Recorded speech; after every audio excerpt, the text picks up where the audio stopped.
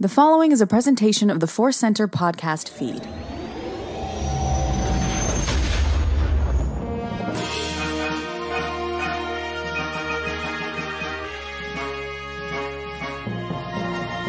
From the center of the galaxy, this is the Force Center podcast feed, and this particular episode is the Andor Report. Clung, clung, clung, clung. Podcast grappler. The podcast grappler. That is the sound of an audio reckoning? Yeah, an audio-only reckoning. Sure. I'm Joseph Scrimshaw. The person making wonderful grappling noises is Ken Napzok, and we are here to discuss Andor, Episode 4, Aldhani. This is very fun. Our first episode, covering the first 3 episodes, at least I'll speak for myself, I was not aware yet of the titles. So I'm very happy that these episodes do indeed have titles. Did you have any reaction to that, Ken, when you turned on Disney Plus this week? I'm like, hey, titles.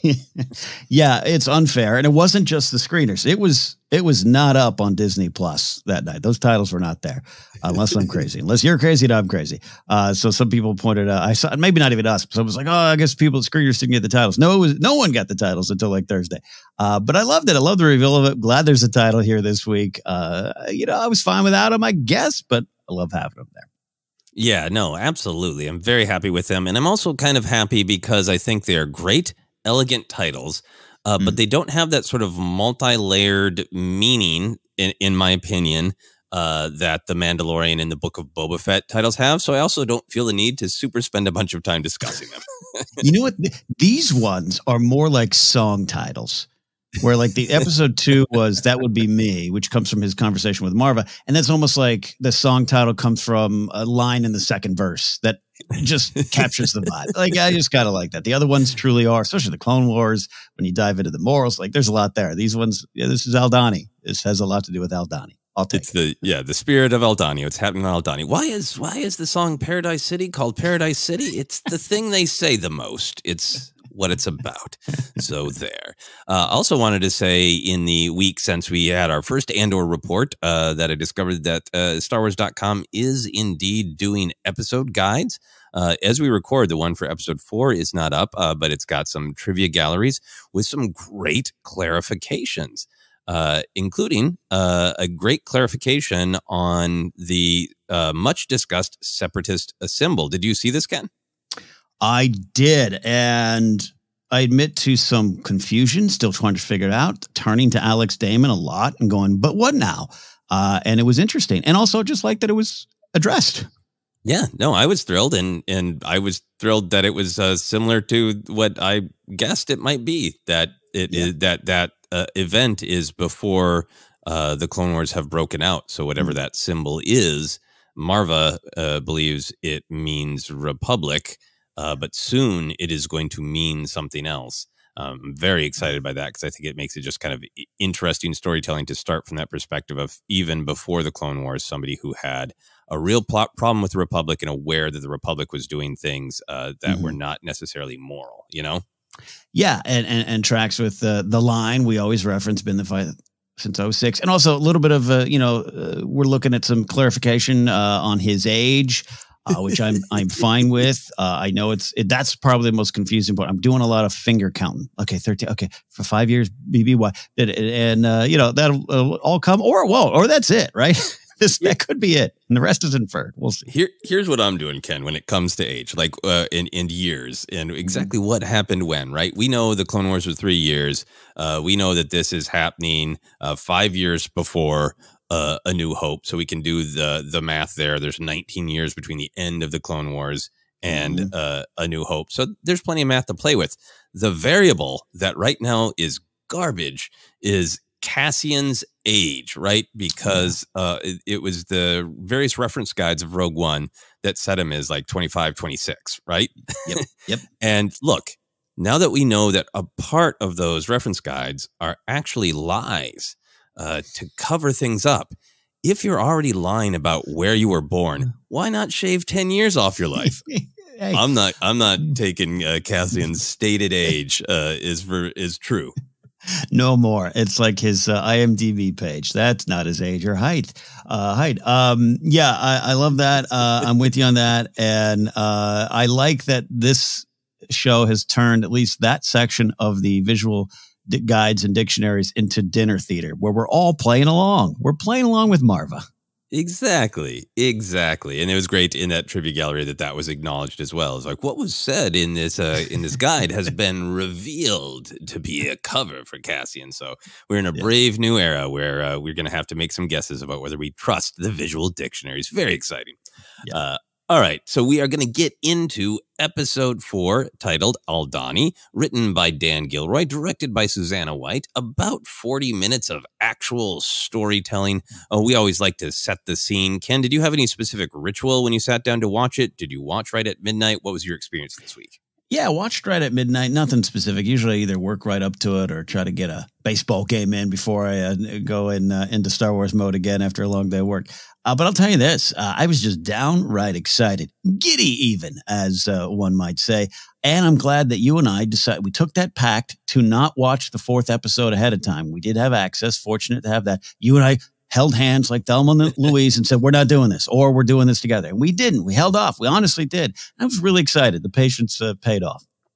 Yeah, no, I was really happy to have some new Andor. When my brother and I were kids, we would get candy and I always eat mine right away, and he would save his, and then he would stare at me, days later when he ate the candy going, don't you wish you had saved it? So I felt like I had saved my Andor candy, and it was great. Yeah, I really love the midnight ritual, so I was very happy to get back to that. I poured myself a little whiskey. I bought a Cassian Andor vintage collection figure, so Cassian and some whiskey and I sat down to watch Andor, and it was a great midnight experience. I really try not to pause. I don't put the captions on the first time around. I just try to let it wash over me, and then often I just try to write down my thoughts and then go to bed. This one finished, and I said, I need to rewatch Mothma and her garbage husband scene again immediately. And I went to bed so excited, so thrilled, and so hopeful that Mothma can find her way out of that marriage. A lot of people have that thought already. Yeah, I'm with you too. I always I don't do the subtitles as much, but I did on the viewings this morning. I've watched the episode 3 times now, which we don't say to like brag. It just means that we get up too early and have breakfast too early while watching Star Wars again. We'll take notes. But yeah, I went to bed really, really thinking about this and really going, all right, what are the themes? Because it's a different kind of episode. It's a lot of whispered machinations, a lot of intense conversations. So it's like, all right, I got to pull it out. And what word keeps jumping out? What themes are falling out of it? And there was I did not sleep well, but in a good one. Yes, it's always great when Andor can disturb your dreams. So what was your overall reaction? Did you love this particular chapter, like it, struggle with it? How did you feel about it in the big picture? I loved it. What you said, the episode's about 40 minutes. We'll just say 40 minutes minus the credits or so, right? Yeah. I love 39 minutes and 50 seconds of this episode. And then 10 seconds of beef. I got 10 to 15 seconds of beef and legit beef. We'll talk about it. But hot dab, this was great stuff. And it was only talking. This was a Star Wars walk and talk. Somewhere Sorkin's going, can I get in on this stuff? This was walk and talk. It was all that kind of stuff that was gripping, riveting, all those kind of flashy critic words. We can throw them up there. And I'll just start. We'll go into it. I'll pitch it back to you there. I didn't like the ending. I loved it, the episode, and I cannot wait. And next week, weeks from now, years from now, when I sit down and binge this show, which I will, and I get, before anyone says, I understand the doing arcs. It's like the Clone Wars. It's like Rebels. I got it. I heard it. I heard the music. I felt the vibe, and I was like, those bleepers are going to end on, yep, there it is. And I thought it was a little pretentious. I think I was like, they know what they're doing to us, and that's dangerous. But that said, holy bleep. I love this episode. Do you feel like it's pretentious from the perspective of we know you want more and we're not going to give you more? We're going to kind of cut you off just as you're leaning in? Yeah, I'm a creative. I'm an artist. But you know what? I'm one of those schmoes guys. I come from that day where the brand was we sit with our caps backwards in dirty bars. All right.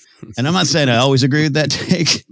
I'm a creative person. I believe art is communication, but I'm just kind of a hotel lobby bar guy. I felt this one would have been on the shelf in Lutheran Rail's shop, except for if it wasn't like a meaningful front. It was just the guy next door.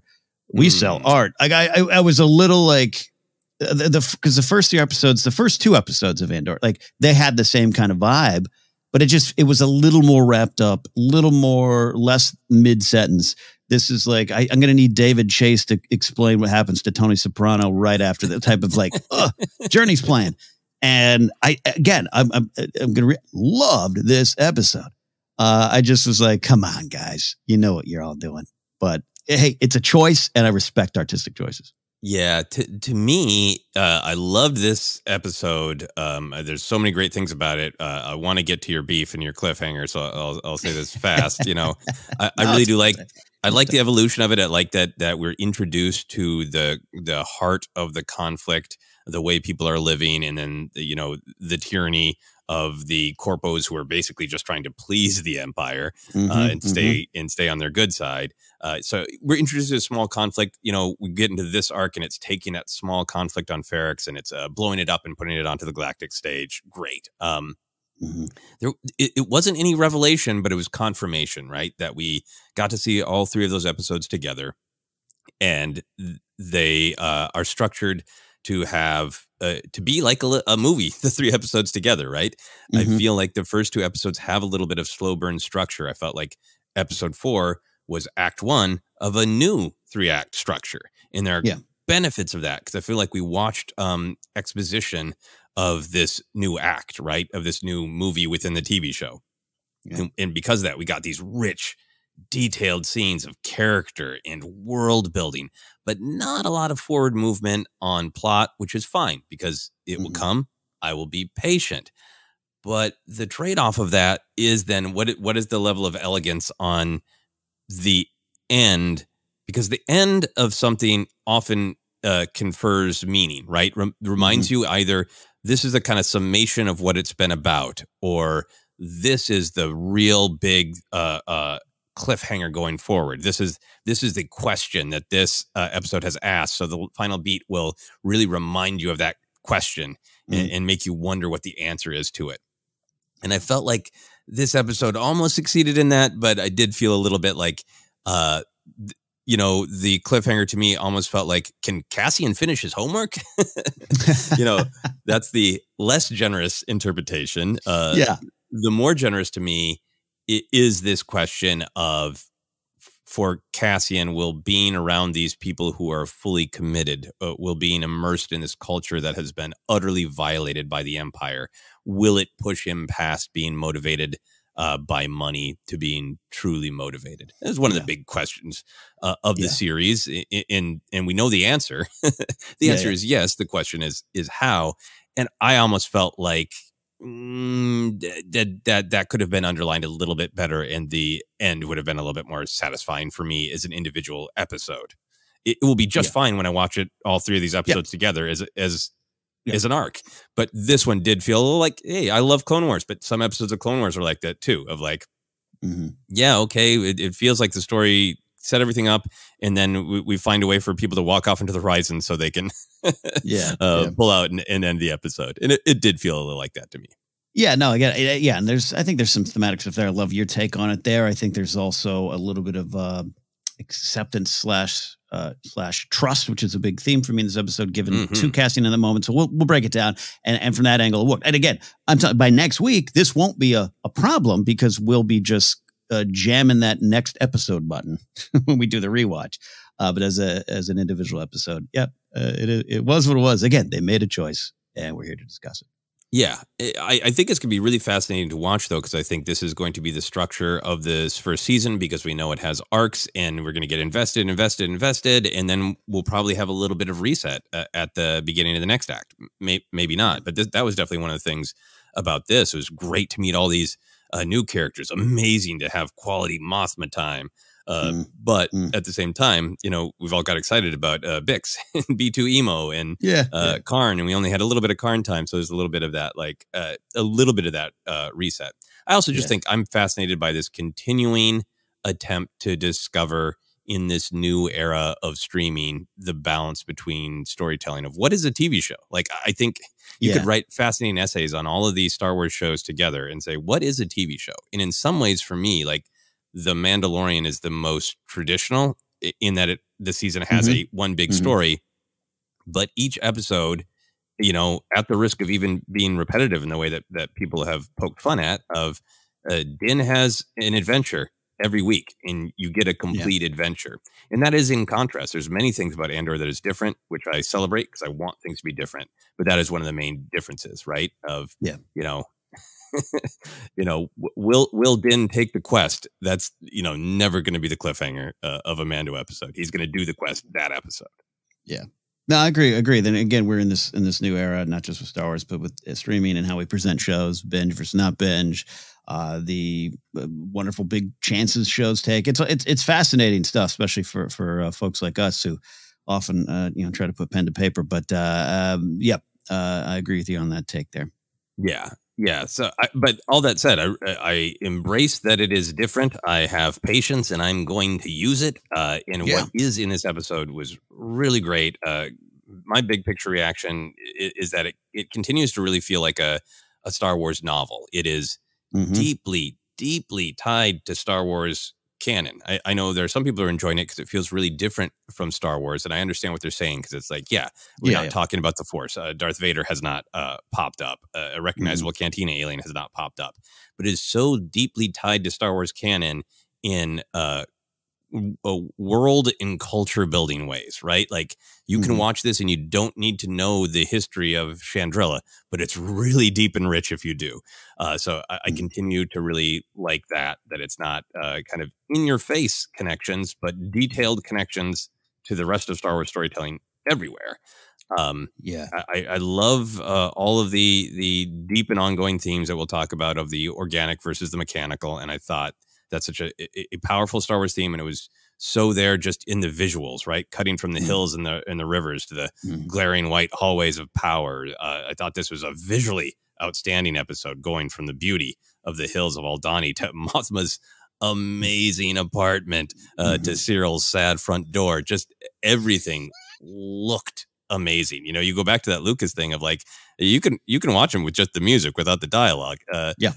The dialogue is rich and great, but like this is a visually powerful episode, so I really wanted to compliment that as well. Yeah, and look, for a show with allegedly no Easter eggs, whatever that term is now taken on a different meaning over the years, I should say. For a show with no Easter eggs, and a creator that says, put aside your Star Wars reference, there's so many references that I stopped tracking them and just started texting Alex Damon, when are you going to get your video up? Because I don't know. But that said, we'll get into it. Some of the things that are there absolutely have purpose and meaning for Lutheran Rail, which makes it that much more delicious. And I will point out, man, I really, really want to congratulate Tony Gilroy and his team for building an entire city planet to make that practical. They just built an entire planet outside of Earth and flew the production up there. No special effects, all practical. Oh, I so cheered for Coruscant, right? Right. Yeah. To see it in live action, finally, as you jokingly say, realized, physically built. We can all move there later. It'll be great. I wonder what rent is like on Coruscant. Yeah. Oh, God. All right, that's just our overview. Let's dive into the real specifics of the themes, the central ideas at stake in this episode, and probably going forward in the arc and in the show as well, but specifically highlighted in this episode. What are some of the things that jumped out to you, Ken?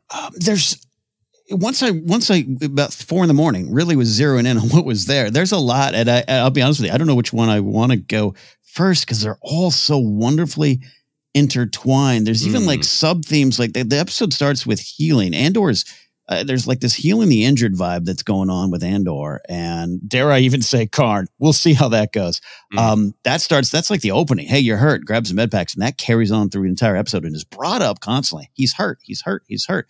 there's that. But I guess, Joseph, I'll start with what I thought was the big one that just permeates a lot of the other discussion. For me, it's trust, leadership, who you answer to. We all serve someone, I guess. Kira's thoughts here. A lot of the giving you my word, you wanted to lead. This is what it comes to. The Empire's view. You fall here, you fall alone. Do you trust him with our lives? That's my call to make. I trust him. And trust is so key to the rebellion. And this episode breaks it down, especially this time period. You want to talk about Star Wars canon. We're in this era where they don't have the same uniform. They're not all meeting at the Masasi Temple and having drinks and planning the war. They don't trust each other. They don't know each other. And this is how this began. And we're 14 years into the reign. And we're still here where trust is so key. And Luthen's asking Andor to trust him. Luthen is asking Vel to trust me by saying, you're going to take on this member. And then Mothma's telling Luthen, I got a new member. And he's like, no. So she's like, trust him. Mothma has to worry about the trust of those around her. Vel has to get the trust for team. ISB, they're going to get your trust whether you want it or not. And then it all kind of just flows from there. Yeah, no, I think there's a lot of great stuff in that. It is about trust. It is also about just sort of like the structure of how do individuals accomplish something as a group. And you're right. It's highlighted again and again that the rebellion is in a place where it has a bunch of different names. Cassian throws out a selection of names that you can call them and kind of argues they're all the same. We'll talk about that when we get to the canon section because it's a great list of names. But there is this Luthen being kind of the glue of the rebellions that we're seeing and feeling like I alone am at the center of it. And I feel like a part of what is needed is constant lying, right? So it's not the rebellion we know yet with, Leia and Mothma bringing people together and making it feel like everybody matters, And I feel like there's a lot in this episode that these themes that you're talking about are this contrast between sort of the way Luthen is running his little pocket of it and the way the ISB had Major Partagaz is running his, right? And Major Partagaz even has like it feels like he's kind of like I don't have a lot of faith in any of my subordinates. I'll kind of handle it all and I'll send you off on an assignment. And he seems aware of, I can't have the order that I want and that the Empire wants if there's tension. Like I love his line about that. Let's not waste our time with intra-office fighting. And it's like, oh, Major, have you seen the Empire? Right. But he's trying to get, they're both trying to do the same thing. They're both kind of trying to glue these groups these individuals that can't quite trust one another into the forward movement that these two leader figures believe is necessary. I love that, even especially when Vel shows up. There's something to be said for Luthen's like, I forget the exact line, but I kind of work for her. But also, she's going to not like this. She's going to fight me on this, and we're going to have a discussion about it. We have to come to an agreement.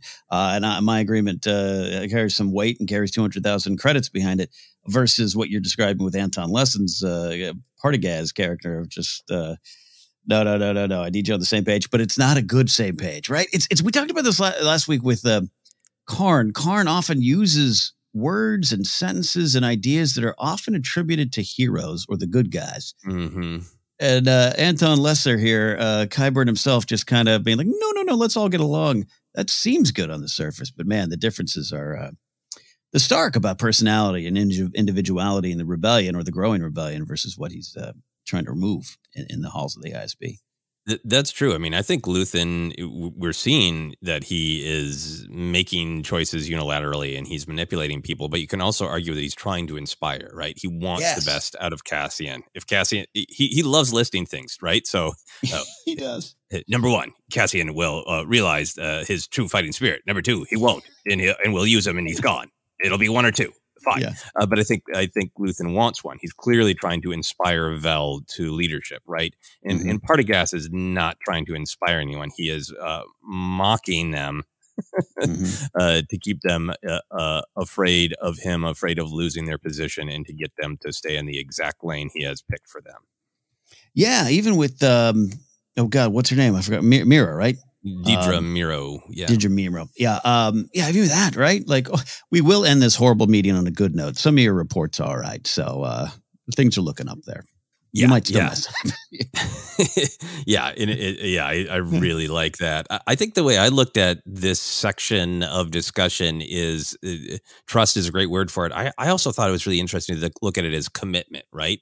Kind of our key heroes, Andor and Mothma, their commitment is being questioned. Andor's commitment directly, and sort of Luthen kind of pushing Mothma of like, are you going to be there for me or not? Are you willing to take this risk that I think you should take, but not this one, right? There's a little bit of like, what can our heroes do in the situation they're trapped in? How fully they can commit. While in contrast, the Imperials are squabbling over who can be more committed, who can take on more responsibilities, right? Yeah. And I think that we get some sort of good insights into the different things that these characters are struggling with, right? For Andor's commitment, I love that we see what could be labeled fear, apathy, what some people might label as common sense, self-preservation, right? We get his perspective nice and clear of, Luthen is going on to him about the threat of the Empire and that he's got to do something about it. And Andor says it's better to live, better to eat, sleep, do what you want to, which is like, I know it sucks out there for everybody else, but I'm just going to take care of myself in my own life, right? Yeah. And then I think Luthen is trying to push Andor past that apathy, and inspire him to become the leader and true believer he's going to be, but also knows, but for now, because he's not all the way there yet, for now, I need to buy him, and just says it directly to Vel. That's the advantage of renting him. He's disposable, right? So I think it's great that we set up this big question for Andor of what is his commitment level, and then we also set up that in order to succeed within this Aldani rebel group, he has to show real commitment, or at least he has to make them believe that he's really committed, Yeah. I think one of my favorite characters from this episode is Nemec, the space nerd, which we'll talk more about. But, how he kind of puts voice to this of saying about Andor, he's committed. I'm feeling that. I want to. His belief in the cause, when it comes down to it, that's all I need to know. So like you're saying, it's about trust, but it's also about this idea of who is truly committed to the cause. Because at the end of the day, how do you know how to trust somebody to fight against the Empire? Because they truly want the Empire to end, and they are willing to take risks for it. They're willing to make sacrifices for it. That's what it takes in the rebellion, in this, proto-rebellion era, to deserve trust, is a belief that you are truly willing to sacrifice. Yeah, no, I'd say they go hand in hand, like a great handshake. If you're, in the Predator in the '80s, there, that famous handshake. It's that. Yeah, no, because you have to take big leaps of trust to prove this, and I think that's that ending that, even though you and I talked about the choice there, it does represent a lot of that for me, and how it gets there. So yeah, no, and letting people. I love this. I don't want to say wrinkle. I guess maybe, I don't know. Of Luthen going, I'll buy you, because I know that's the only thing that's going to get you here. And that the journey of Andor, where we know the ending, and it's in a scene where Rails basically said, "You're going to die. I know you're going to die fighting them." Almost as if to go to the audience. Yep. We all know he's going to die. How he's going to die, how he's going to choose to die is what's at stake here, and how does that reflect in our own world and our own lives? And I like that it starts with first escape, survival, and now being bought and paid for, because that does help. Money can't buy happiness. It could be a down payment. I'll give you that money, and then maybe we'll go from there and see what you do. Yeah, no, I think that's great. And I think there's this great idea that, I love that all of this is about money, right? It's about whether Mothma can get her hands on money. It's about not, so many stories of rebellion have been them blowing up tech or getting a defector. I love that this is just like, take their money, because those Y-Wings aren't going to be cheap in the future, Right. I think what's really interesting to me about this idea of like commitment and trust is Luthen and Mothma are both kind of coded as all in, right? And they're a little standoff. It is to me a little bit like, are you all in? Yeah. Are you all in? Yeah. And then they both go, but I can't do that. Like to something, right? Mothma can't remove more money right now blatantly from the bank. Luthen fears Mothma bringing someone new into the circle. So it's this great, like, even when everyone is really committed, they're still so trapped. And then just in contrast, I love that, you know, we don't get to spend a lot of time with the Corpos, but we see Karn, Musk, and Hein desperate not to lose their commitment, right? If they would love to be more committed. The Dedro Miro is actively grasping for more. I think it's still kind of up for discussion. I feel like she's grasping to address the actual problem, and everybody's saying you're just trying to climb.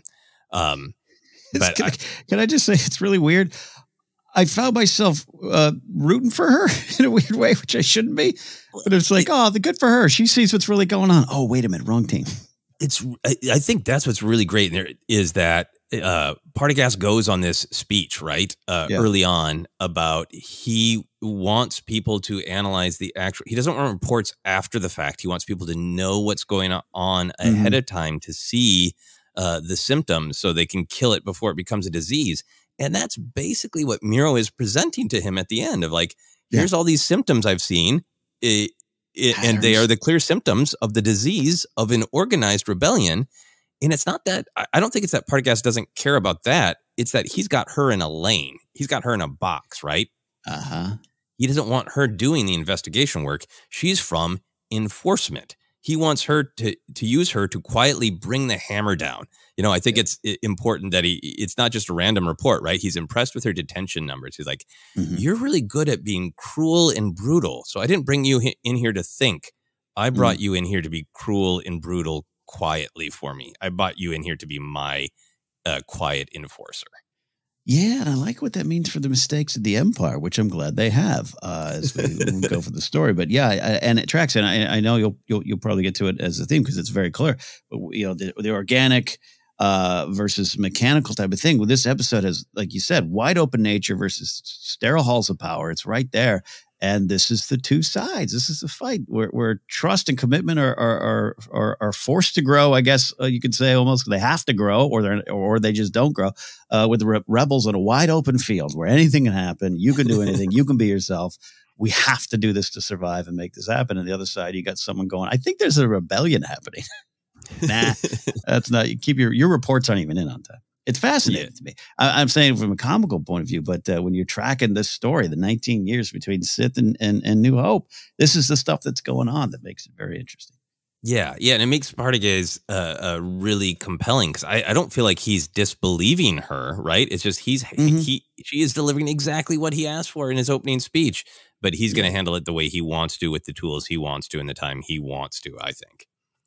And you're kind of laying out what I thought was one of the other major ideas, which is sort of the why of the fight. Speaking about actual words that get used, the word why or define this gets used a lot in this sort of a Luthen and Partagaz being sort of the leads in some way of this episode. They both have these speeches early on sort of defining the why of their missions, the parameter of their missions, right? Luthen really frames the battle to Cassian in a specific way. And Cassian, you know, Luthen says the kind of generic, don't you want to do something important? And Cassian literally says, define important. What does that mean to you? And I feel like what Luthen says is the battle is sacrifice because the enemy is, like you were saying, the enemy is going to kill Cassian eventually anyway. I love that line of they'll use the same rope to hang you, whether it's for a plasma coil or 20 million credits. So he really frames it as this is a battle for your life, for the soul of the galaxy, and you have to be willing to sacrifice. And then in contrast, Partagaz has this great, a description and mocking his workers for not being as eloquent as him, defines the Imperial Security Bureau, the ISB, as healthcare providers, identifying symptoms they can kill. The longer we wait to identify a disorder, the harder it is to treat the disease. So right away, we get kind of two contrasting ideas of what are the rebels fighting for? What are they willing to sacrifice? How is this Imperial looking at this battle? But then to me, it goes even farther into that organic versus the mechanical and sterile. Mm-hmm. I think this is something that Andor is going to continue to do, which again has happened a lot in books and comics, but has kind of been a little bit in the shadows and sidelines of some of the major screen Star Wars storytelling. Mm-hmm. That the practical horror of the Empire is highlighted. Yes. Actually, I'm going to take that back. The Clone Wars does a great job of portraying the things that Palpatine is doing and building, how it's really destroying everyday life. But I really love in this big live action Star Wars on the screen that the practical horrors of the Empire is being highlighted in that ISB meeting. Right, there's the one of the people who gets berated, Legret, has this very clean description of something that we can clearly understand is awful. The dimensions of the conflict have diminished sufficiently that mining has resumed on the occupied lands. And then Petrogaz says storage issues with the displaced. Right. Like take a second and I think it's great to take a second and say, what does that really mean? Mm-hmm. These people are sitting around in a room. They're the secret enforcers of the Empire, right? It doesn't go on the books what they do. It's not available for public scrutiny. Mm-hmm. And they are sitting around there saying to each other, like, yep, we've taken this land because we want it and we have a right to it. And of course, the people there are complaining like they always do. But we got them to shut up with their little protest long enough to get back to mining, and we'll find a place to stick them. They're not people. They're the displaced in their where they live is a storage issue, right? Like the dialogue tells you the practical horror of the Empire. For anybody who's like, but the rebellion did some bad things too. There were janitors on the Death Star. Like this is the portrait, right? And I'll say it's one other thing, and then I want to kick it back to you. This is such classic Star Wars thematic storytelling. The way the Aldani rebels lay out how the culture, the sacred river, the rituals of Aldani have been desecrated by the Empire. 40,000 Aldanis driven from the highlands to the lowlands. And you do not need to work hard to attach that to any real life history. Just think, is there any large government who has ever driven a people from a culture in the highlands where they're connected to the earth and the specific animals there and driven them somewhere else against their will? I think that's, then the fact that the big idea is for the plot is that they are going to use nature against the Empire. And it's these ideas that seem to start to actually spark something in Cassian, right? Hearing of the violation, hearing of the clever plan to use nature against them, it seems to be awakening something in Cassian. This is all great. I'm glad I passed the test too, because I connected with a lot of these here, man. I wrote down this idea of understanding the Empire's oppression and specifically the statements on colonialism that the show was making. Is it a very real world conversation? Is it at times complicated? Yeah, but this show is very clear in its point of view to say here's what's going on and here's what it was always about. I really believe that. It's just we focused on different parts of it over the years.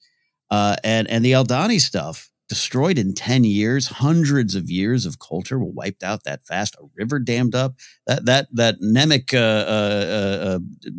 miniatures map that he made was a great way to just really show it. The people left, rounded up and sent to essentially reservations is how I could take it, but it goes into different spots too. Enterprise Town is what they call it in the lowlands. Like I said, it's really direct. This show goes for it. And it goes for it by attaching it to the Empire and the idea of, again, we're joking. I'm, Deidre, I'm kind of like, oh, good job. You had a good day at the office. I hope you get recognized for your work. That's half a joke, but it's, I like that this show is just, you cannot deny what's going on here. And the words are chilling. I wrote that down too. Storage issues with the displaced on Arvala 6. I think Arvala 7 is Mando, right? It's very stunning. And I'm really cheering it on as uncomfortable it can be. Sometimes when you attach it to real world stuff, I get it. And what I'm calling the sheep herder rebels, the Altani rebels, absolutely using the natural beauty and traditions of this land as cover because the Empire won't see past that. Continues to be a theme that they just slap you up across the face like you're Cyril Karn's mom. Yeah, no, I mean, I think that is what's so powerful about Andor is it is laying out, here are the kinds of atrocities that the Empire is doing. Here is the clear reason that the Empire saw value in land that other people were deeply attached to, and the Empire took it because they realized that those caves are good for storage, right? Mm-hmm. And there are countless real world things that you can attach that to, some more specific than others, but throughout history, and all those things are happening now. And this show is all about the central character of Andor being fully aware that those things are happening and trying to decide how he wants to respond. He hates that they're happening, and he wants to stick the Empire in the eye, as Luthen says. But but how much are you willing to fully face it? And Cassian is somebody who's lived a life where he hasn't had a choice but to face it. Right? He's encountered it, which gets me to the other huge thing in this episode that I deeply love. Is Mon Mothma's awful husband. I have to scroll up to my pages of notes of this section. Right. I mean, I think it just is this great picture of apathy, right? Mon Mothma, we're reminded, or if you don't know yet, that Mon Mothma comes from an upper class planet with lots of elegance, lots of traditions, lots of wealth. That's where she is from. But she cannot turn away from her responsibility as a leader from stopping horrific plight, unfair plight happening to the people of the galaxy. And we don't get a full picture of what her husband thinks of this, but we know that he just wants a break. Oh, I'm sorry. Did you fail to save some starving people today? Must everything be boring and sad?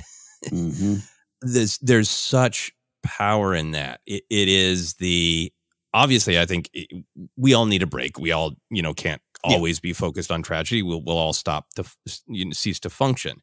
But in this scene, it is such a specific choice to say, I don't care that Sly Moore just caused, which boy we'll talk about. I'm so excited for Sly Moore. I don't care that Sly Moore caused an entire community of people to starve. She's fun at a dinner party, so it is not my problem. And in fact, Mothma, it's your problem for being a downer and bringing it up. And just some of amazing work from Genevieve O'Reilly. Are they fun? Your fun friends just cut off their shipping lanes yesterday. Do you know how many will starve? So powerful.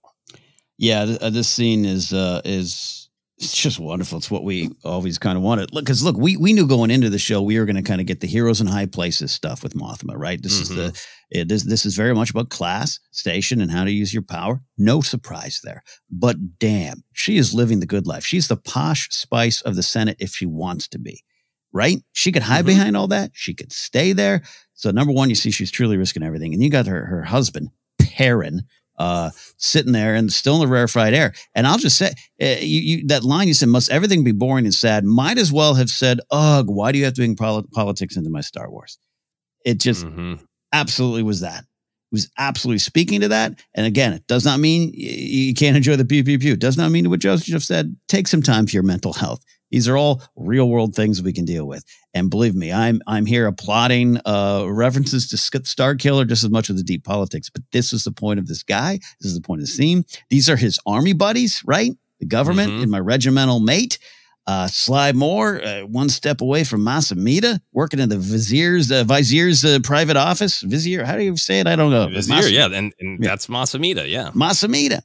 Step away from Palpatine. And they're coming here to risk, and I'm risking all this because we've just got the word from her conversation with Lutheran. She's right. She's going to be the first to fall. The posh spice of the Senate will die.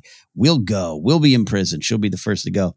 And his whatever, it doesn't affect me. That's his political party. The apathy you're talking about, the disinterest, the just disconnect. It's powerful. This scene's really powerful. It's one of my favorites so far in modern Star Wars. Yeah, no, it really hit me like a ton of bricks of like, it's, Perrin being like, yeah, it's a bummer that people are suffering, but I'm mostly just kind of bummed because my wife's not fun at dinner parties, right? Yeah. I think that's the kind of thing to maybe shock a person out of complacency, right? And that's the effect it had on me to even just think even more about my own life, right? And not wanting to be a parent. It was extremely powerful. And, I think we say it often when we talk about this stuff.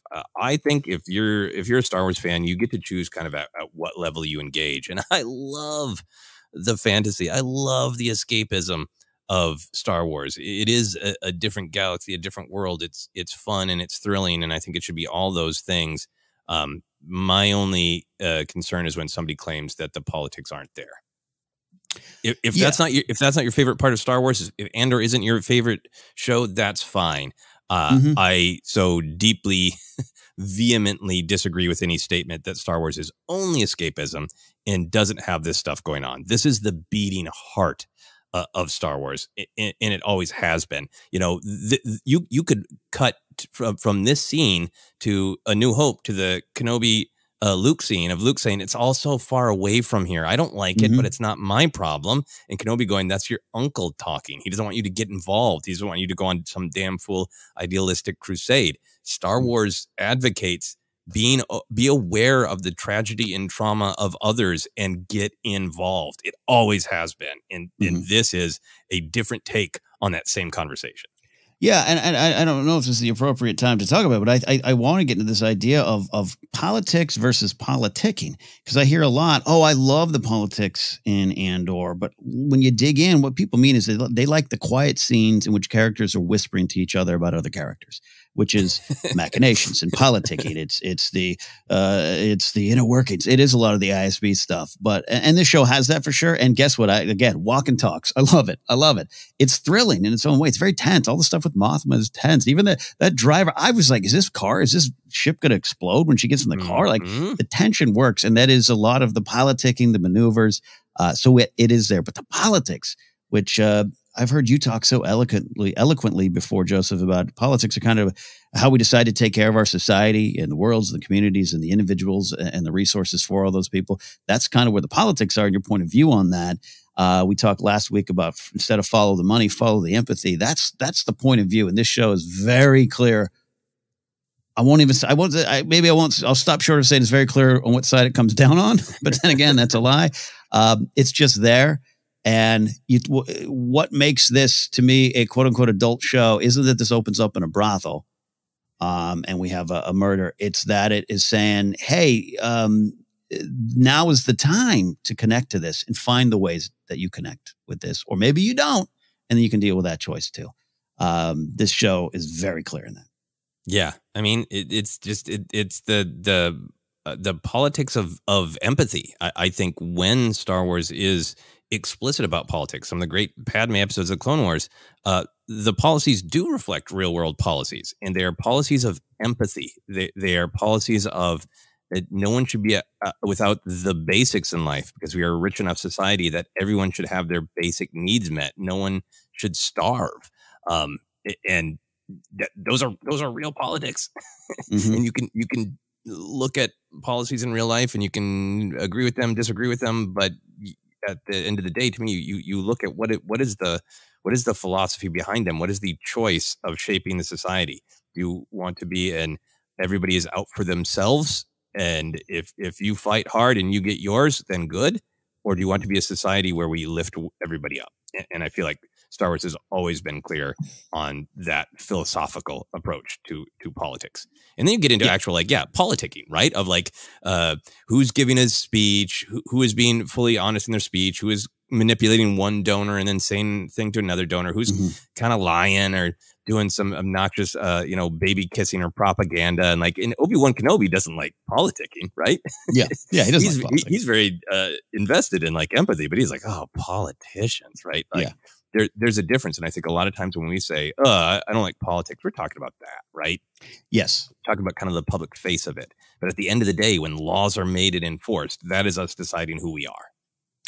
Yes. Yeah, absolutely. And you know, I'm hopefully not getting too intense about it. I just, it's hard to not look around and in the world, our real world, and think this is not the time to engage with it. Right. And that's a big change in my life. I wasn't a parent, but I definitely was at the party just wanting to talk about the weather. Like, you know, and I get it. I was calling in 2005. Right. Like I've gone. So I see someone asked me the other day, what do you love about Andor? And I said, because it's important. Well, so why it's important? Because it's making it very clear what Star Wars has always been about. You don't have to agree with that. You don't have to like it, but you can't turn away from it. And that's what this episode really leaned into. We knew we were going to get that Mothma stuff. It wasn't just about seeing Coruscant. And I don't think anyone was just excited to see Coruscant, but it's what was said. I was blown away by how just direct it was. Her husband, God bless him. God bless him. Who knows? Maybe he was a great soldier. I don't know. God bless him. It was just so clear. Ugh, politics again. Sly Moore's great at a party. You know, just enjoy Sly Moore. And if you're listening and you don't remember who Sly Moore is, stop, pull up a picture of her and think of her being the one that's fun at a party. I pray we see this party. And we'll start the day. I really seriously hope we see this party. And you know, we'll get into the canon connection of it all, but I think, and I can't necessarily say all of the things that Luthen's talking about are touching. I don't know the entire list, but many of the things highlighted, including his necklace, down to we see what's the Kalikori? How do you say it? From the Ryloth, the same type of thing that Hera had. Kalikori, yeah. Kalikori. Thank you. I haven't seen it on page in a while. Mando armor's there. What's Mando armor? It's in many ways it's a culture now snuffed out by the Imperials. A lot of what Luthen, his art that he's invested in here, a lot of things he's talking about have to do with the history of politics and uprisings in the galaxy. And to have that collected for whatever reasons and how he does it, we'll see. But it's a reminder. His story is a reminder to me of the bad nature of politics, the danger of not getting involved, and the uprisings that stem from that.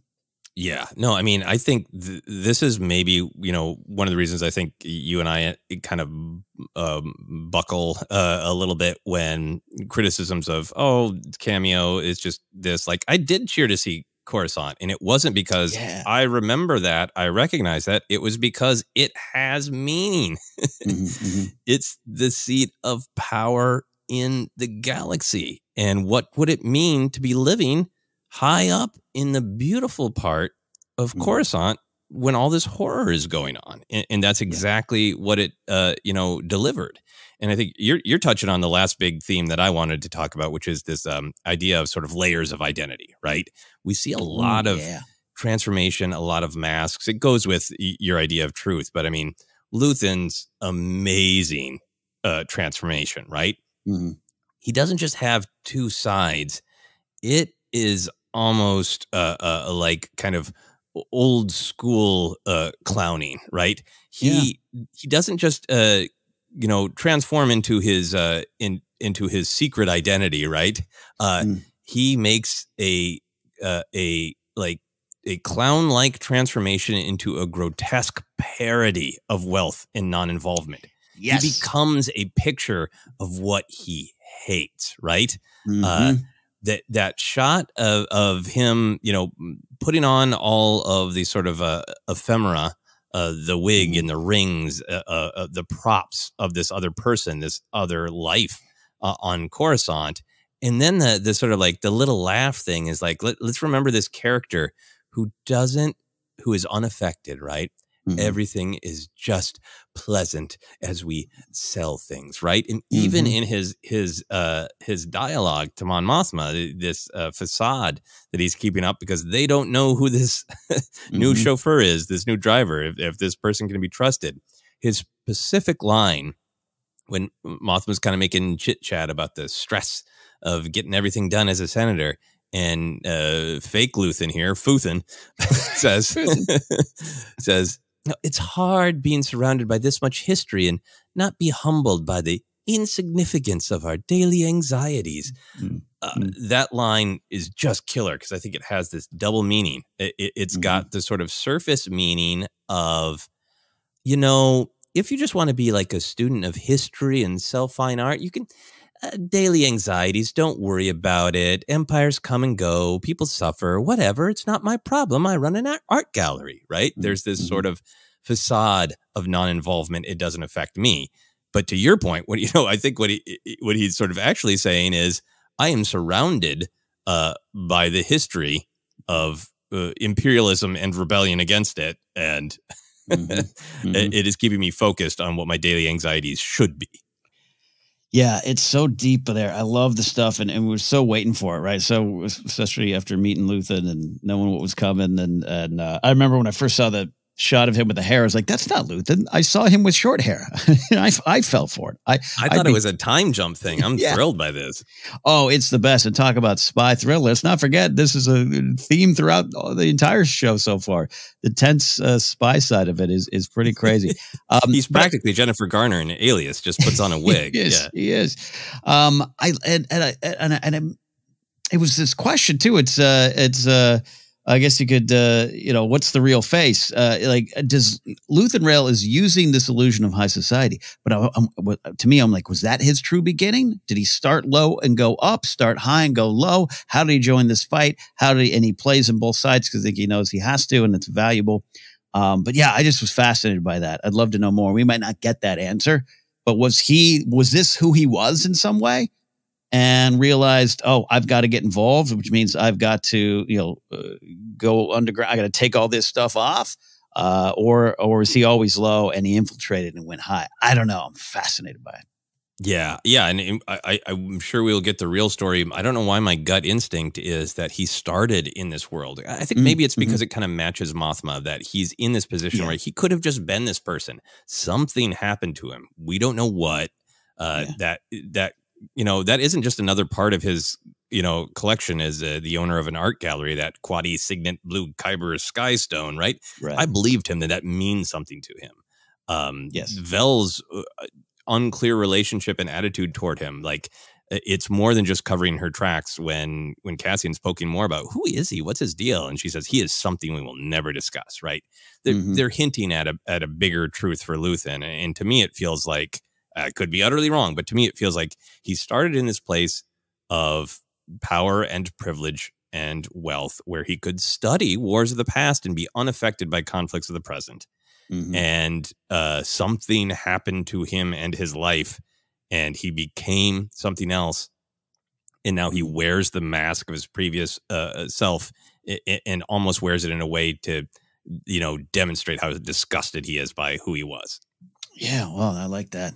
I wish Lutheran would just show up right now on the podcast and give us the answer, but I can't wait to find out. Napzok. Here's the truth.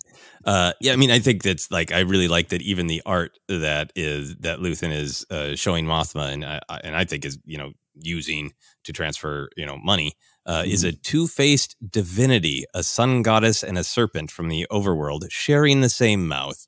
I mean, yes. This idea of layers of identity. And then we get Cassian, having to convince the Aldani rebels of his sincerity while also wearing the mask of Clem, right? Yeah, right. Vel Sartha is also having to lie to her team while also demanding that they trust her. Mothma can't be fully truthful with her husband or even her driver. Cyril Karn, you talk about layers of identity, is stripped of his station and has to literally return to a lower level. So I think this is a big theme and a big idea that will continue, but it was really highlighted in this episode of these layers of identity. Yeah, gosh. What do we get? 30 seconds of Cyril Karn? It was dense. A lot going on there. Yeah, that slow descent to be slapped by mom. Slap hugged by mom. Wow. Yeah. Yep. A lot more to come there. All right. Any other big picture thematic thoughts before we take a break? Oh, man. I guess we could go on and on and on, but I think we touched upon the big ones there. Shout out to the team there. Sintaskeen, Nemik, Terraman, who sounds like he's over there in Gondor, and Lieutenant Gorn. Loved them. Loved all the stuff it represented. Them eating roots and sleeping on rocks. It's a powerful start for that rebellion. Yep, making sacrifices for the rebellion. All right, we're going to take a quick break, and then we're going to be back to get into canon, get into some comedy and whimsy, maybe get into action, if possible. We'll find out back in a moment.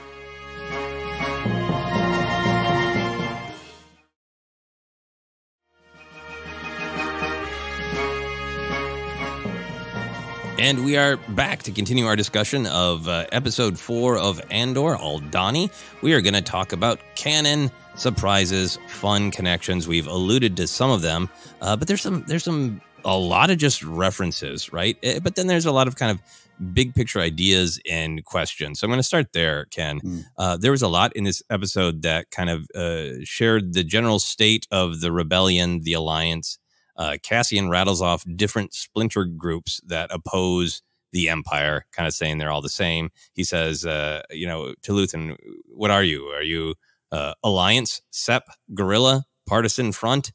Which is great. I mean, honestly, for me, as somebody who's deep into Star Wars, I love hearing Sep. I'm sure for some viewers who are loving this, whatever that syllable is just flies by.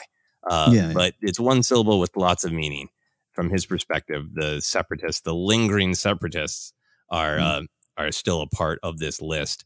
Then we get one of the other Aldhani rebels listing various uncompromising rebel faction leaders you could work for: Mossy, Garvish, Saw Gerrera. And then, of course, as we talked about, the ISB officer, Miro, accurately assessing the rebellion tactics, that cells are growing. They're using the same tactics. They're going after similar targets. So how did you feel about that general big canon picture? Not just like the name checks of Saw and the partisan front and separatists, but the picture of the state that the rebellion is in right now. I really love it. That's one of the things I love exploring in this timeline. You and I have talked, and a lot of Star Wars fans talk. You grow up, and the rebels seem like one cohesive military. That's what they are by the time we kind of meet them in New Hope. That's not necessarily the truth, not necessarily how they got there. They didn't start that way. So to explore that in that level, and to go into, I don't know, the list of those leaders that would have, put your head on a pike just because you fell asleep. Again, this is supposed to be the quote good guys, right? And it's this kind of brutality to it. It's this harshness to it. You think of Saw Gerrera, I'm acting like a criminal because the Empire treats us like one, and it makes me think of the dangers of that, of maybe the need for that at times. But if you do things in the wrong way, Saw Gerrera killing targets that are down to children, that's going to bring more might of the Empire down. So it's a fine needle you have to thread here. And I just love the exploration of that in this timeline. These are just 6, now 7, rebels in the hills here, the sheep herder rebels, I'm calling them. But they are truly part of a bigger picture. They just don't know it. They can't. They know parts of it. They don't know all of it. Because this time I'm thinking of Hera starting to team up with Kanan and the Count Vidian and all the stuff in A New Dawn. All that is truly happening here at the same time. And I like that we're getting into that. Yeah, in theory, Ahsoka out there, running missions for Bail at times. We don't know exactly what's going on with Ahsoka. We don't know exactly what's going on with the Path. But I like that even the other Star Wars storytelling, we're like, the Empire is so large, so powerful, so successful at fracturing hope, at taking all resources, at having eyes everywhere, that they can't actually be united yet, right? And this idea that once they're united, maybe they can make it's still a military and it's still life or death battles and they kill, but they can really start to make choices about how they fight, Yeah. And they're not quite in that point yet. Yeah. And you need the Rogue One stuff. That's why you and I celebrate. And so many others love the third act of Rogue One and that flipper of action from Radis. It means a lot, but it took a lot to get there. And I love that we're rolling around in that. Yeah, me too. Absolutely excited by it. And I feel like just throwing out that one syllable, Sep, does make me feel like we are going to get even more with Cassian's backstory and timeline, which is the other thing I wanted to talk about of how old is Cassian? I think it's unknowable. But we do learn that he fought in Mimban when he was 16. Mimban, of course, featured many places on screen in Solo. There's a shout out to the Mud Troopers fighting on Mimban in a Clone Wars episode. But Cassian claims he was fought on Mimban when he was 16. He initially claims that he fought there for 2 years, but Luthen says that he worked there as a cook for 6 months, then ran away. But then they have this conversation about, that horror and whether it was worth any of that. Cassian says, and who did it turn out we were fighting ourselves? And Luthen agrees, saying the Empire had you fighting each other. So I think in that whole big stew of canon, I had a couple of questions for you, Ken. Of what if you thought that battle there, this war on Mimban that Cassian was talking about, was during the Clone Wars, and how you felt about that timeline of him being 16 during the Clone Wars? I took it as Clone Wars era, and I know some people are taking it as he served Solo food. I've saw some tweets of those, and maybe there will be an answer. But I think for me, I don't know why I felt it was separatist republic type of thing, and him just kind of saying that in the Empire, we were fighting each other, without saying, the Sith Lords are behind it. Why would you? You don't need to even know that. You're experiencing that. Both work for me, by the way. I'm curious to see there, but yeah, I went that way, and this is what I was saying. I eventually need the math and need the timeline put down. I normally don't need the specific details, but I'm just curious. I'm curious more than anything, because it will help deepen my understanding of Cassian's story. Yeah, I'm just, like I said at the top of the podcast, I'm just leaving myself open. I think the only thing that makes it convoluted is if you hang on to the idea that he was 26-ish in Rogue One. Then it starts to get to me confusing. I think maybe I am affected by Solo's take on Mimban, right? That it was, we're taking their land. It's a united front, against the Mimbanese. So the way they talked about it, and who did it turn out we were fighting ourselves, that strikes me more that we know the clone troopers were there. We know that there was conflict there with the separatists. And Luthen saying the Empire had you fighting each other. I think I really like that, because I think it really informs the rebels that we're meeting to understand that we were made to fight for nothing, for the benefit of Palpatine, for the creation of this empire, to create the lie and the fear of the scary separatists that would allow the Empire to have this control and continue the lie of anything in the name of security, or else the scary other will get us, like they did back in the Clone Wars, right? For our rebels to have a full understanding of that and say, this is how our war is different. This is how the stakes are different.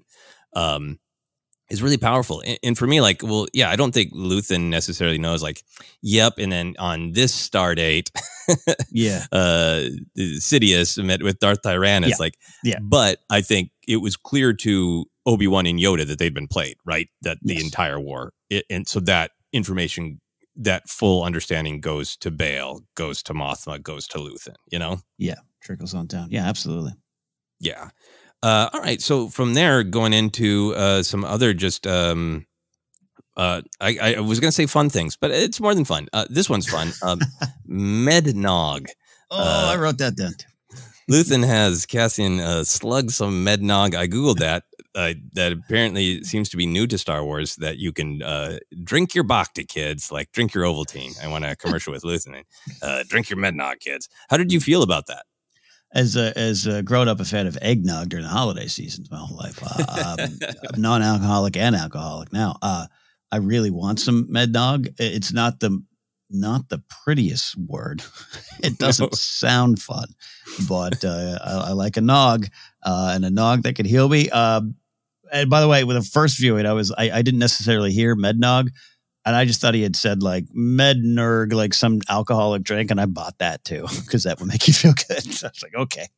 Yeah, no, I mean, I assume that it is actually some sort of medicine, and not, but maybe that is Luthen's way.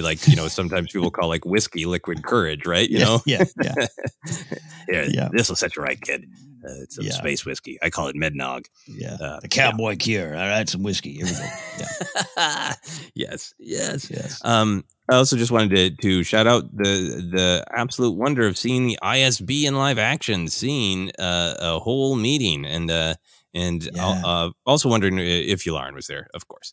But how did you feel about seeing the ISB, seeing the building, the office, the sort of inner workings of it in live action? I, like I said, loved it. I loved that we went back to Coruscant and that being kind of the first place. And you can make all the connections to the sterile halls of power themes like we did. But just to see it in Star Wars, the White Jackets in action, and it's frightening in a way. Anton Lesser as Major Parchek, whatever his name. I wrote it. Partagaz, I think. Partagaz. Parchek is his cousin. Major Partagaz. He's right there now up on that chart of great Imperials for me, which means like you're not rooting for her, but they're so effective in the story. Yeah. I'd love to see a conversation with him and Krennic. Like they had that little mention of Scarif thing, which I'm sure is on your list as well. But I just was like, oh, could Krennic show up and be upset about some supplies or something? Because I'd love to see them in a scene. Holy crap, that'd be great. Yeah, because I feel like they would really, really have some conflict, right? Yeah. He'd use his middle name. Yeah, Orson Callan Krennic. What's the issue? It's the issue. I love how much he dismisses people. Like, we're done. Yeah. That is all. Begin. Yeah. And I think Krennic's a little bit more of an oily operator, right? Who kind of wants to use his charm, and I don't think that's Partagaz's communication style. So that would be fun. No, don't think so. Yeah. So as you mentioned in the Great ISB scene, a lot of known planets and conflicts. Ryloth, I think it's significant that they mention Ryloth because we know that is a hotbed of a rebellion, right? That is a localized rebellion dealt with a ton in Rebels and in Clone Wars and in the novel Lords of the Sith. It is, again, not a, oh, cool, I know that. It is using the rich history of Star Wars to say, like, yeah, that Ryloth is always going to be one of the things on the ISB's plate. Yeah, it's a big one, right? It's a big one. Like, it wouldn't be out of place to say Cham's name as well. So, you're looking for this story. Again, it is a very original approach to Star Wars, or it's unique, I'll say that. And I love what it's doing. But yeah, absolutely. It is so well placed in the rest of the Star Wars saga right now. And to hear things like that, that's where they're effective use of reference to me. Yeah, absolutely. And then, as you said, there's the problems mentioned on Arvala 6. Arvala 7 is in Mando, where Queel lives, and where the child, where Grogu is found. So again, that's like, okay, well, the Empire controlled that entire region, right? That entire system. Yeah. So that does make you almost want to like go back and watch Mando and, look at Arvala 7 as a place that is now a place of peace, according to Queel. But is Queel there? Did he seek it out, or is that where he got free of the Empire? Because they were there when he got free of his servitude. Yeah, that's what I'm wondering. If he was on 6, yeah, absolutely. Yeah, and then they mentioned of an increase in construction shipments going to Scarif. Great, that's all fun stuff. Moving on, we have. I wanted to spend a moment on Luthen's necklace because I think it's a real curiosity of who he is, right? It is described as a Kuati signet, a blue kyber skystone. I would assume that Kuati means of the planet Kuat and the Kuat shipyards. Blue kyber, obviously we know kyber well from powering lightsabers and the Death Star. So that is powerful to see kind of a different kind of kyber. I don't know exactly what skystone means. Luthen also says that it celebrates the uprising against the Rakatan invaders. The Rakatan invaders are have been mentioned in modern canon, but they are a deep cut from Old Republic storytelling about a dark side empire from the Legends continuity. So we got a lot going on. And I think what's great about this is if you're not as deep into Star Wars, right? You hear good old Luthen grumble a bunch of space words. And you get what it means. This is a token from ancient times that means something to him personally and is connected to rebellion and revolution. And you know everything you need to. But Yeah. Yeah. how do you feel about all these other words that are signifiers of other ideas and cultures in Star Wars? This is where this is like the start of the episode, right? This is like towards the beginning. And I was like, I'm just going to have to put down my pen and wait till someone connects all the dots. Knights of the Old Republic connection there. I just heard the key words, uprising, Kyber, and you get it. And it's from something to mean something. So it works for me on that level. But once you start to learn about it, and once texts and tweets start going around, I love that stuff. It's the flavor. But again, it's how you use it. Sometimes I think it's going to be fine. You're going to throw a ship that you like or something like that. You don't need to go deep on that. But this has value. And the fact that they were searching for something that would represent something powerful to Lutheran Rail, and they come up with this, that's great. Yeah. And I understand the desire to have a show that an entire Star Wars story, live action on screen without a single lightsaber ignited. And I think Andor might be the one. But I like that even in this time, the sort of the remnants of the Force, mysticism, sacred objects, sacred places, right? Vel even says that of like, mystics, a few mystics still cling to the highlands and wander. And you just hear that word mystics and like, do they believe in a version of the Force? Are they members of Church of the Force? I think it adds to the storytelling because it says this is a reality of this world, of this galaxy, that there's this, history of these sacred objects that are attuned to the Force. And even somebody like Lutheran, who is so practical that he can break any decision down into an immediate multiple choice list. Yeah. He still has a connection to this, mysticism in a way. Yeah. Yeah. It tracks. Yeah. It has meaning again too. And it made me think of that too. Just who's out there. Who are those people wandering and who could be there? Maybe there's a Jedi out there. Yeah. And I think for me, the fact that this connects to his art gallery, right? It's an ancient artifact of an old conflict. But I believed that it meant something to him. I didn't think that he was selling Cassian a bill of goods. I think he was telling Cassian it has financial value. So it's a down payment on the money I'm going to give you. But it's also a symbol of trust because it means a lot to me. Did you believe Lutheran? Yeah, absolutely. I have full trust in Lutheran. No questions on my end. But you believed that this necklace meant something to him. I absolutely, and I love too that what it also meant that I took it as not that Vel would have killed him, but like that he was the way he turned back, the way he was like, let me get. I'm trying to get you to trust me more than just set my money. Here's this.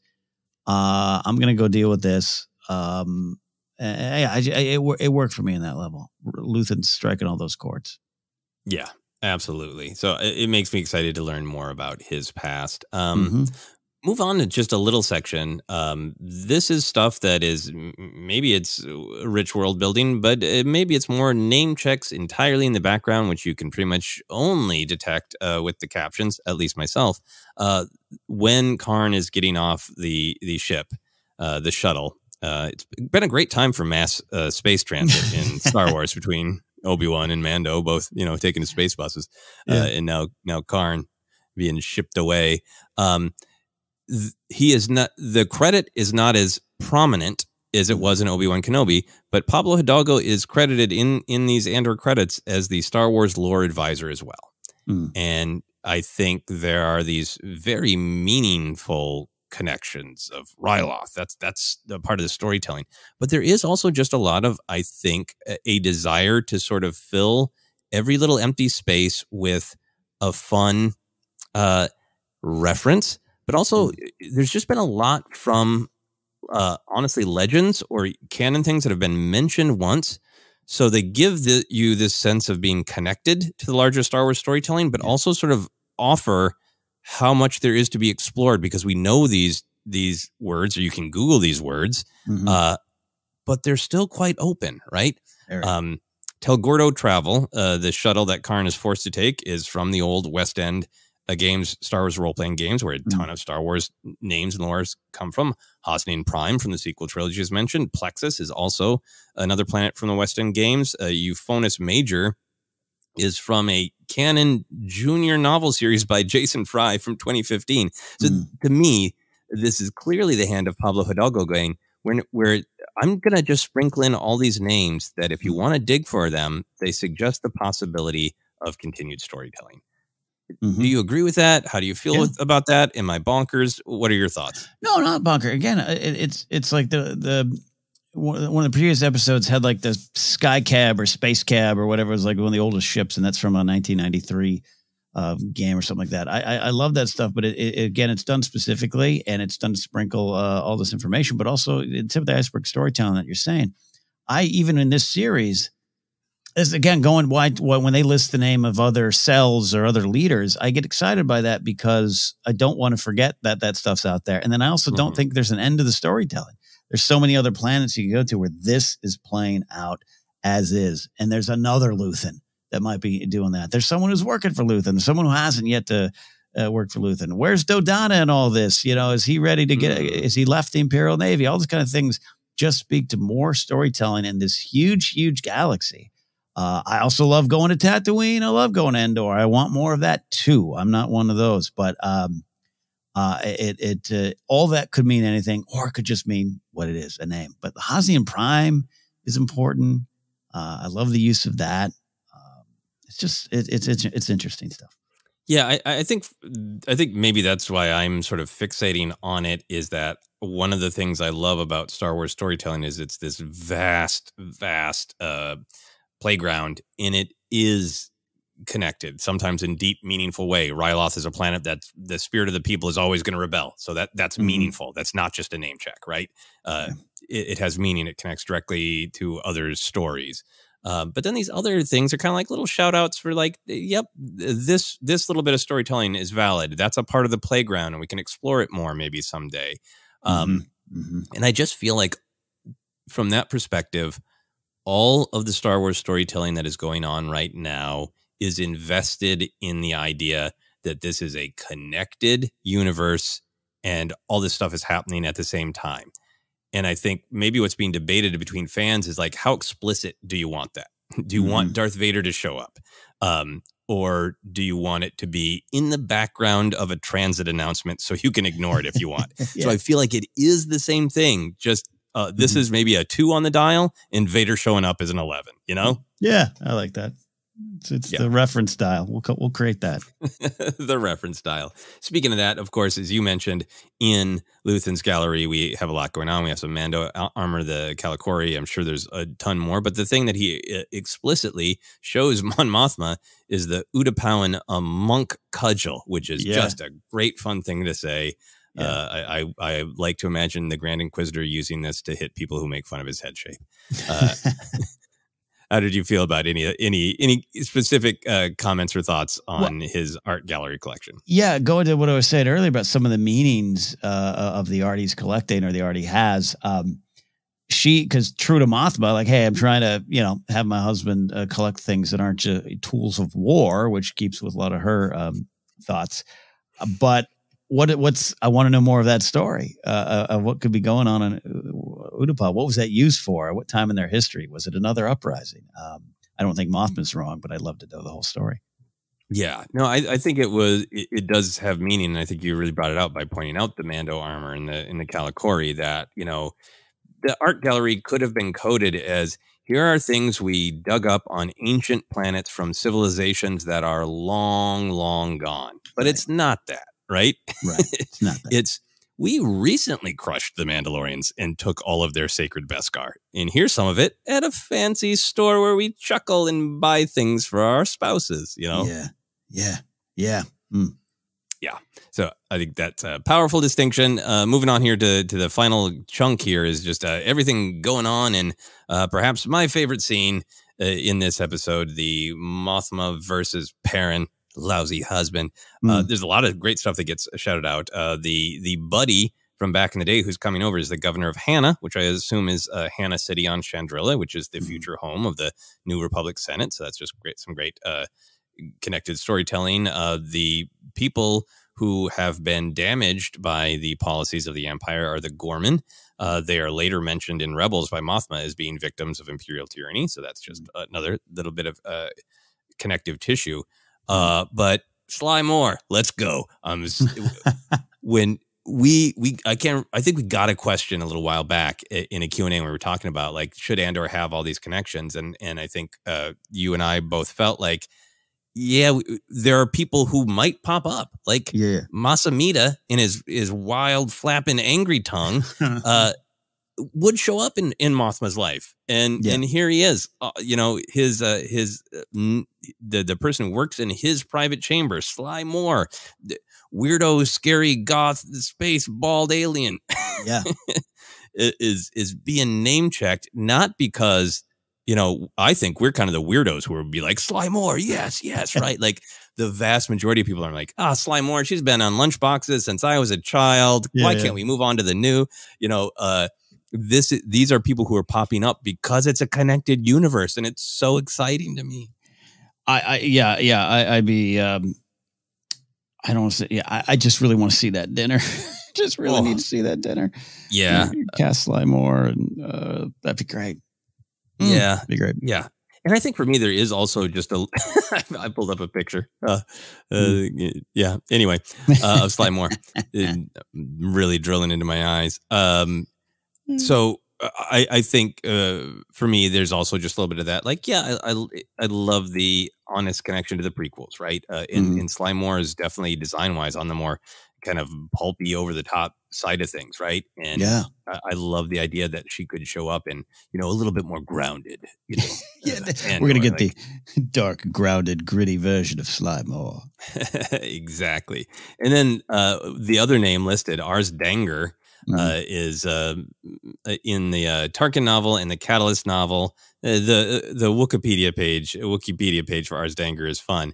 It is not confirmed, but Ars Danger is speculated to be one of the Imperial dignitaries, in particular, the one that looks like he's wearing a Smurf hat. So I really hope that we get to see this dinner. Oh, man, that'd be great. And then you're one step closer to Palpatine. Yeah. You're bringing all of Palpy's friends over. Yeah. Oh, amazing. All right. Any other canon thoughts from you? Did we talk about Starkiller? I know a lot of people. Yeah, Starkiller's helmet and armor's in that background. That's the one that's on display there too. I had to point it out. I love the first one. The second one, I know a lot of people don't love either. But yeah, I haven't engaged with it in a long time, so it had to be pointed out to me. And that's the ones, trying to trace the story of Starkiller. It does keep in line with some of the stuff, whether or not a lot of it can't be canon, but it tracks with the Lutheran and what he'd have on display. Yeah, no, that makes sense, and that's a blind spot for me. So thank you for bringing that up, because I never played those video games. Yeah, and to be clear, at this point, we'll wait for the videos to roll out. I wouldn't necessarily say it is the armor; it is inspired by, for sure. Very clearly. But again, could represent that as well. But a lot of fun. Yeah, no, that is awesome. All right, let's move on to our favorite action moments. Yep. And maybe let's just use this to discuss action. I think that there's maybe one moment of action without being cheeky about it and turning a conversation into action, because there's a lot of great conversation with action behind it, but I'm talking about laser fights, ships, lightsabers, right? That is a big part of Star Wars, that it is a pulp adventure where you don't go too long without something exciting happening. How do you feel that we're getting full episodes with almost nothing that could be considered action? Are you okay with it just being like, hey, there's variety in Star Wars, and this is one of the ways we're going to have variety? I actually really love it. I mean, I have rewatched episode 3 of this show a lot because of the action. Well, but it has action in it, but it's not necessarily because of it, right? It's the stakes, it's the tension, it's how it's played. I love the acting in the series. I'm on board for that. I can already tell you, like, I'm jonesing to finish with you here and go watch Mothma and her husband argue. I could watch 45 minutes of that. It's its own kind of action, and it has this kind of place. And you and I love the pulp. You and I love Rise of Skywalker's pulp and speed and momentum. We love that. We love Solo for that. I love all of that. But I think that this show choosing to slow down in certain parts and highlight the importance of what's going on. It isn't just this fight between a husband and wife. It's like it's a domestic sitcom. No, man, it's what's there. And that it's its own action. It really is. We had last week, I was, talking about, Marva's and not answering the corpo is action in of itself here. I think there's Luthen putting on a wig is action. And so, yes, that's blurring the definition. I know what people mean by the pew, pew, pew. And I can't wait to get to it because it's going to come. The TIE fighters flying were perhaps the most action moment in the show.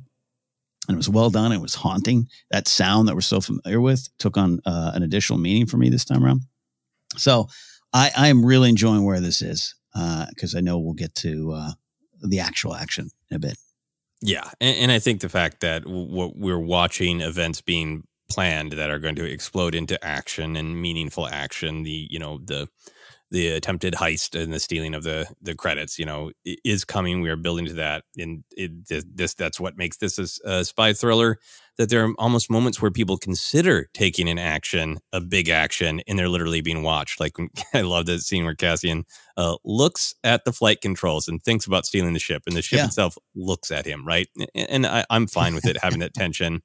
I'm curious to see what the rhythm of the episodes are going to be. If it's going to be like there are 2 episodes without much action, and the third episode explodes into action, and if that pattern is going to repeat, or if like next week we'll begin the raid and action will explode. I'm fine with variety in Star Wars. I do think the action and the thrill of it is one of the important ingredients, but I don't mind something different. And I agree with you that the TIE fighters whooshing by, that was my favorite and I think only traditional action moment.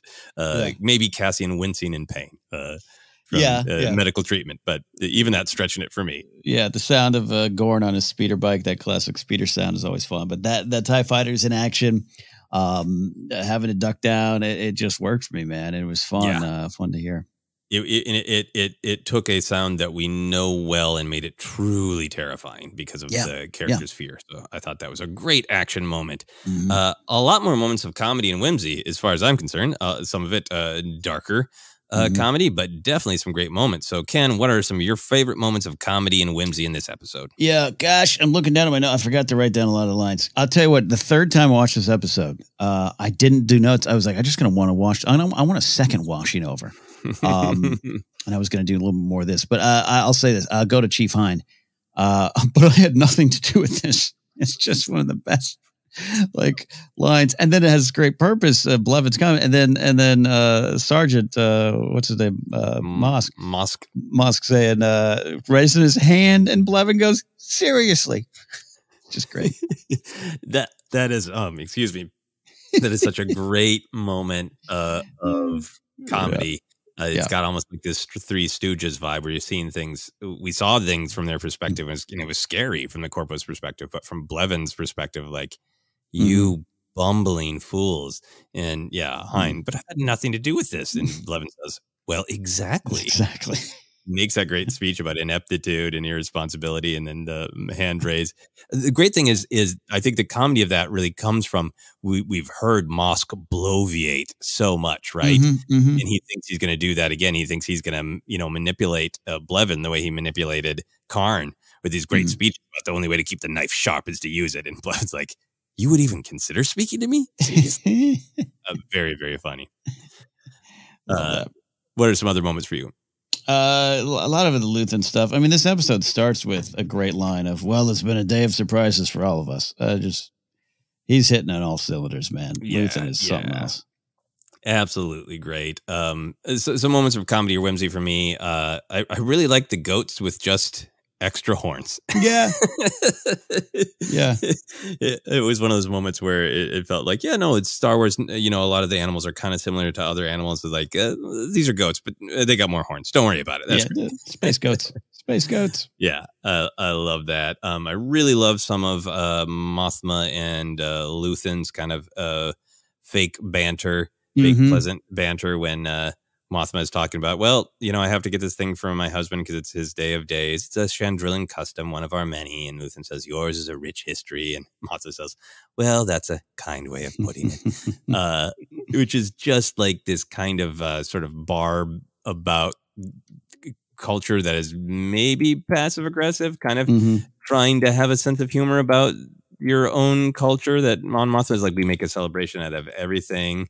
Yeah. And it used to be criticized about it. That all just really struck me. It reminds me of some of the way that Minnesotan culture talks about itself and is both very defensive of itself, but also pokes fun at itself, but does not like other people poking fun at it, which is I'm sure similar to many cultures, but that's the one that I've experienced. Yeah.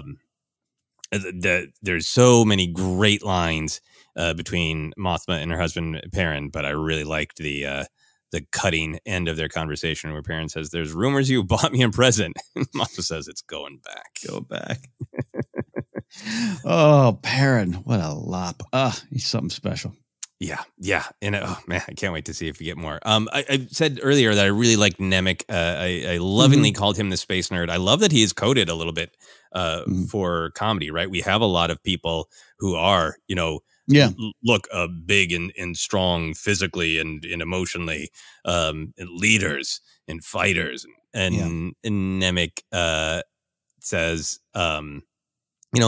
lots of a little bit more softer things. He's the person who really welcomes Cassian and is willing to believe him. But the fact that he's built a model to demonstrate their plans and of this horrific thing that has happened.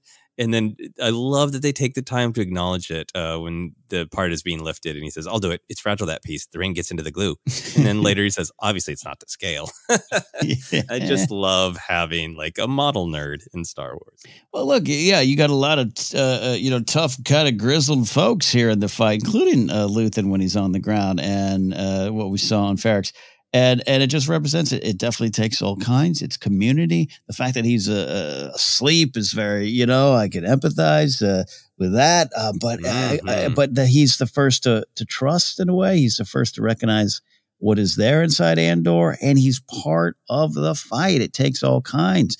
You and I think that's part of the value of the story of Jar Jar Binks. It's part of the value of the story of the Ewoks. A screaming porg. It takes all kinds for this fight. And I think it was important to have the character as well as some great moments. Just that kind of, after actually 52, whatever. Okay. Yeah. Right. Yeah. He's the little detail guy. And I say that with love is another little detail guy. Yeah. In Andor's "Can I Eat My Food" was funny. And, I want to give credit to Diego Luna. I don't think he's going to be handed a ton of jokes, but he's great at delivering them. And that line was really funny. Yeah. It was unfortunate because the music started playing. I was like, "Oh, we're going to end on this, huh? All right." So I have to go back and appreciate that a little more. It's very funny delivery because it's a legitimate confusion. Like, you want me to start doing all this right now? And I liked it. They're like, no, eat your food, and then get all of it down into your brain. Yeah, eat your food, change your bandage, and then do your homework by next week. Dun, dun, dun. You already mentioned a great Lutheran line, but did you have any other favorite Lutheran lines or noises this week? I loved the transition of him putting on his gear, so to speak, and the hands and everything. I don't know, maybe it's because I have a sketch comedy background like you as well. It's been years for me, but I just had that feeling of, getting dressing. Oh, yeah, here's my hands. Here's the words I say. The laugh has great meaning, ties to the themes, but just watching him do that. Plus having seen or read some of the stuff in the interviews, Gilroy talking about Stellan saying, "Oh, I got it. It's in the hands." That's the difference between the two characters. I really just love seeing it. Yeah, no, I mean, I used to jokingly say to some of my sketch sketch comedy partners of like, you need a hat and hands. A different hat and different hands is an entire character, and you're good. That's all you need. It really is. So it was great to see Lutheran do that, and I loved all his chuckles that were borderline manic, right? Yes, so of that person of like, I'm going to make sure everything's pleasant no matter what. Chuckle, chuckle, chuckle. So great. So there was a line I love for him in his art dealer facade when he's showing her the Udabawan monk cudgel. He says, "A treasure for the true aficionado." It's you, an aficionado. Yeah. But my favorite is the sudden turn. I love all but we'll distract the driver with coins. We'll go into the back office, and the way he drops the mask so suddenly and violently. He's like, "If you get delivered, I need to know." Yeah. Yeah. Can't forage forever. Yeah, so great. So great. We continue to celebrate Luthen here on Force Center. Just the best. Is there anything that we haven't touched on this episode that you wanted to? No, I think we got it all. We talked on Cyril and his mom, and I think just because some of the interviews we knew this moment was coming, and maybe some more with him. But I'm fascinated to see. It's part of my predictions for next week. I just want them to have a nice, quiet, sit-down meal full of love and support. That's what I'm hoping for them, right? Yep. The only thing that I wanted to shout out again is the music. I feel like we really heard that different opening.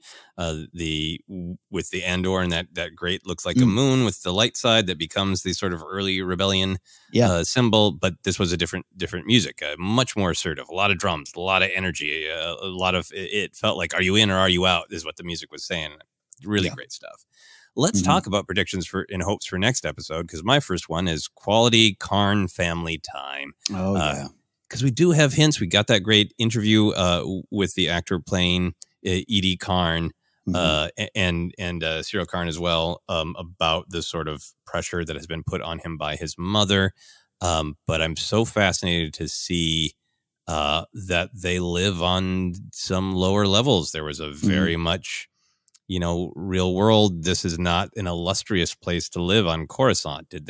Is that what his mother is pushing him to rise above in quote marks?